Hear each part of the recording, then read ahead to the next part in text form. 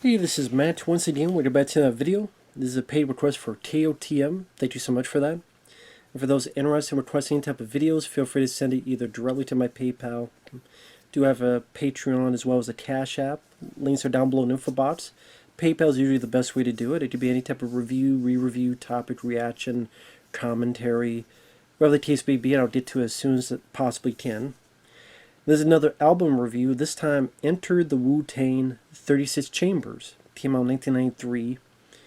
Was a pretty big hit. Debuted at number 41 on the Billboard 100. Featuring people like Ghostface Killah and the RZA, among others. Old Dirty Bastard was on one song. Method Man was on one or two songs. Now, I heard of the Wu-Tang Clan, but I'm not a rap connoisseur in the slightest. I didn't grow up listening to rap. There's some I don't mind. There's some songs I don't mind. But I grew up more with the Rocky IV soundtrack, AC/DC, Metallica, Aerosmith, Bon Jovi, things of that nature. Now, overall I would say I didn't mind it, because it definitely has that underground hardcore rap tone to it.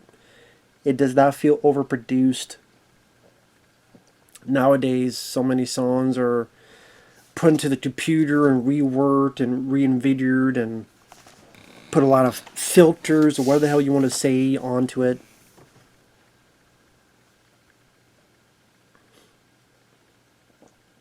But here it's pretty down to the basics, which definitely gives it a bit more of a natural feel, natural sound to the songs.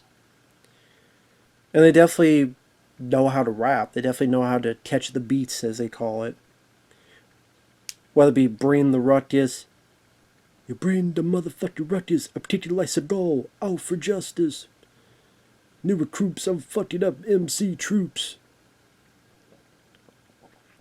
It was cool to see a lot of the references. Like I mentioned, Steven Seagal, Out for Justice, in one song, which is Clan in the Front. Let's get on this mission like Indiana Jones.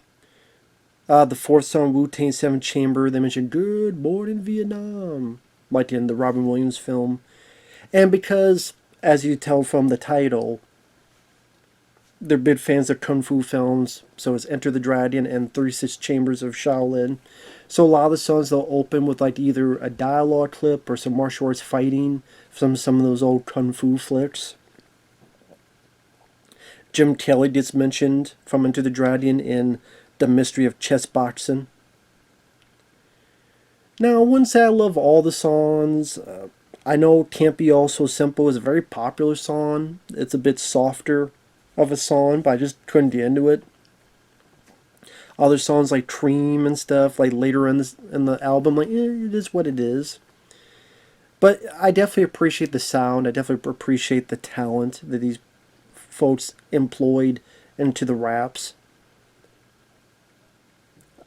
Some of the stuff showcased, like Clan in the Front, some piano, some drums, nice mix in there. I would say The Mystery of Chess Boxing and Ain't Nothing to Fuck With, that was my two favorites on the album. Because The Mystery of Chess Boxing, I really liked the addition of Old Dirty Bastard. I thought he had an appropriate voice. It had some really nice beats. Rapping is what's happening. Kick your rhymes like Jim Kelly. And especially, which I know this is the ones that I've heard before, and it is my favorite. If you want to beef, then buy the rut. Yeah. If you want to beef, then bring the ruckus. Wu-Tang Clan ain't nothing to fuck with. If you want to beef, then bring the ruckus. Wu-Tang Clan ain't nothing to fuck with. Like, that's a really great beat. Very catchy. It's a very catchy beat, very catchy chorus that you nod your head and sing along with. Now, I want to say, I should look this up. I say, it came out in 1993. The distinctive gritty sound, blueprint for hardcore hip-hop during the 90s. Helped return New York City hip-hop to national prominence. Lead the way for several other East Coast rappers, Nas, Notorious B.I.G., Bob Depp, and Jay-Z. Well, not sure if you want to talk about Jay-Z nowadays, because apparently Jay-Z's in some deep, deep, deep shit.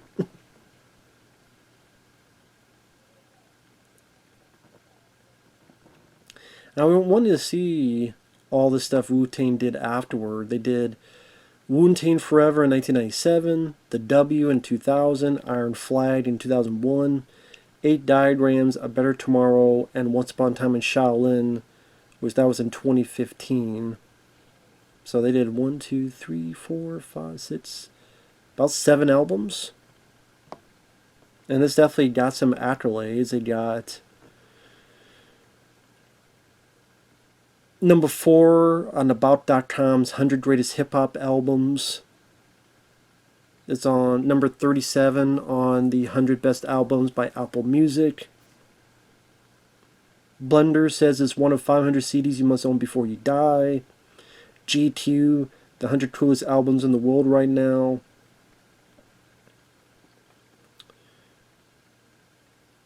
Q, 90 best albums of the 90s. 100 best on the 100 best albums of the 90s, it was at number 45. Rolling Stone, it was at number 27 on the 500 greatest albums of all time. Number 29 on the 100 best albums of the 90s. Really? It's number 27 on the 500 greatest of all time, but number 29 on the 90s? That's a bit weird.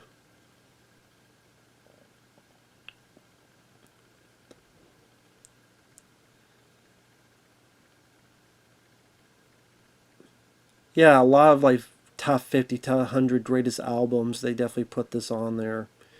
I mean, I didn't love it as much as they did. But again, rap isn't my forte. It's not my favorite genre. Again, rock, heavy metal rock are my favorites. Maybe synthesizer, like John Carpenter type of scores. I'm on other stuff. More of the epic melodies.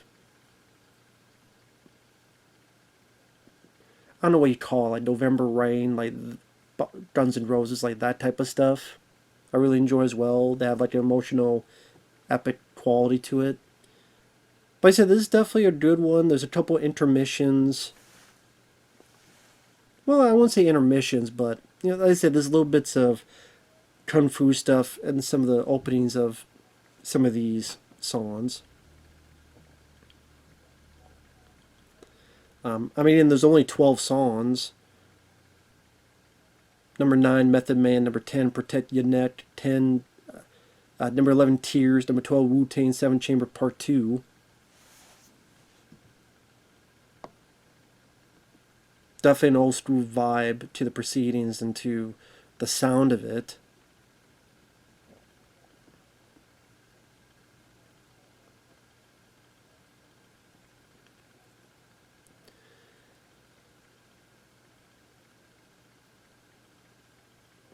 Protect Your Neck is a free associative battle rap featuring 8 of the 9 Wu-Tang Clan members.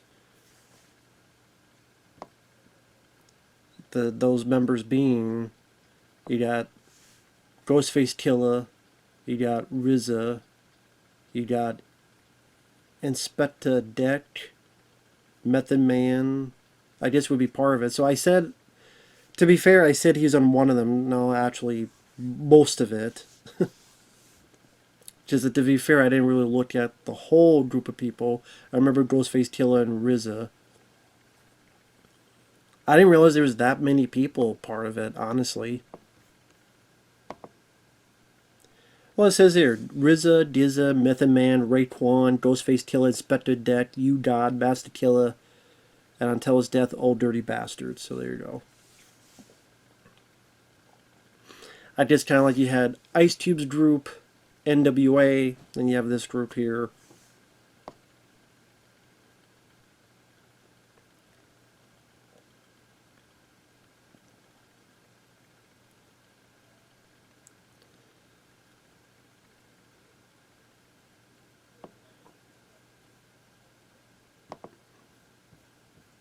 So yeah, I guess at the end of the day, I didn't mind it. I mean, I don't really know what else to say. I'm not good at reviewing albums. I don't want to just sit here and repeat blah blah blah over and over and over again. Like I said, I would definitely say the mystery of chess boxing ain't nothing to fuck with. Like those beats really, I think they were catchy, and just something about them really like the flow they had with it. Like I said, I like some of the references. One of the few things you probably have Steven Seagal referenced in a positive light. This is still 1993. This is still when Steven Seagal was cool. And overall, yeah, I didn't mind it for what it was. I don't know if I listened to it over and over again, except those two songs I mentioned, but definitely a better state of affairs of rap compared to some of the shit they do today. So I definitely give respect to that. So with that said, thanks for watching, take care, and thanks once again to KOTM, and we'll see you guys later. Bye-bye for now.